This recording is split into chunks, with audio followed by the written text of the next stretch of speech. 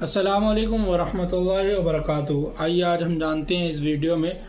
حضرت عمر بن خطاب کے بارے میں اور فرعون کے بارے میں۔ آئیے سب سے پہلے ویڈیو کو شروع کرتے ہیں۔ اگر میری ویڈیو اچھی لگے تو آپ چینل کو سبسکرائب کریں، لائک کریں اور آگے شیئر ضرور کریں۔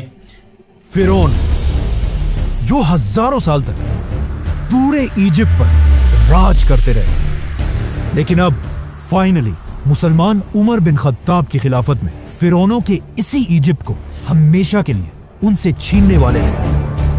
یہ سٹوری ایجپٹ کی فتح کی سٹوری بہت ہی انٹرسٹنگ ہونے والی ہے، کیونکہ آج تک اسے کسی نے ایکسپلین نہیں کیا۔ بٹ ویٹ، یہاں پر ایک بہت بڑا مسئلہ تھا۔ خلیفہ عمر یہ چاہتے ہی نہیں تھے کہ مسلمان ایجپٹ پر حملہ کریں، کیونکہ ایجپٹ پر حملے سے کچھ ہی عرصہ پہلے مسلمانوں کی خلافت پر ایک بہت بڑی مصیبت آئی تھی،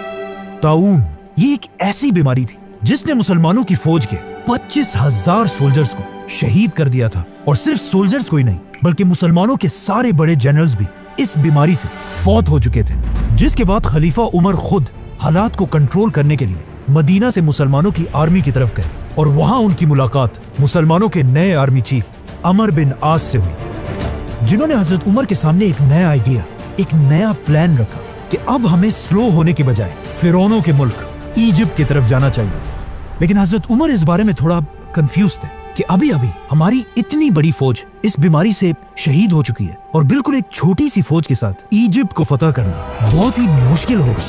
اور حضرت عمر کو اس بات کا بھی خطرہ تھا کہ ایسا نہ ہو کہ مسلمانوں کی فوج ایجپٹ کی طرف چلی جائے اور پیچھے سے ان پر پرشین ایمپائر حملہ کر دے۔ لیکن آرمی چیف عمر بن عاص اس سب کے بعد بھی حضرت عمر کے سامنے اپنے پلان پر مضبوطی سے کھڑے رہے کہ نہیں، ہمیں ایجپٹ کی طرف ہر حال میں جانا چاہیے، کیونکہ عمر بن عاص اسلام لانے سے پہلے مکہ کے ایک بہت رچ بزنس مین تھے، اور اپنے بزنس کی وجہ سے ان کا بار بار ایجپٹ کی طرف آنا جانا ہوتا رہتا تھا۔ تو اب انہیں اس بات کا بہت اچھی طرح پتا تھا کہ ایجپٹ کے لوگ مسلمانوں کے سامنے کبھی کھڑے نہیں ہو سکتے۔ آخر ان کے بار بار کہنے پر حضرت عمر نے ان کی بات مان لی اور انہیں ایجپٹ پر حملے کی اجازت دے دی، لیکن ایک شرط پر کہ چلو تم ایجپٹ کی طرف روانہ تو ہو جاؤ، لیکن اگر میرا ارادہ بدل گیا تو تمہیں اپنی پوری فوج کے ساتھ واپس آنا ہوگا۔ یہ سن کر عمر بن عاص نے اپنی فوج کو ریڈی ہونے کا حکم دیا اور صرف 4,000 کی فوج کے ساتھ ایجپٹ کے کیپٹل کی طرف روانہ ہوئے۔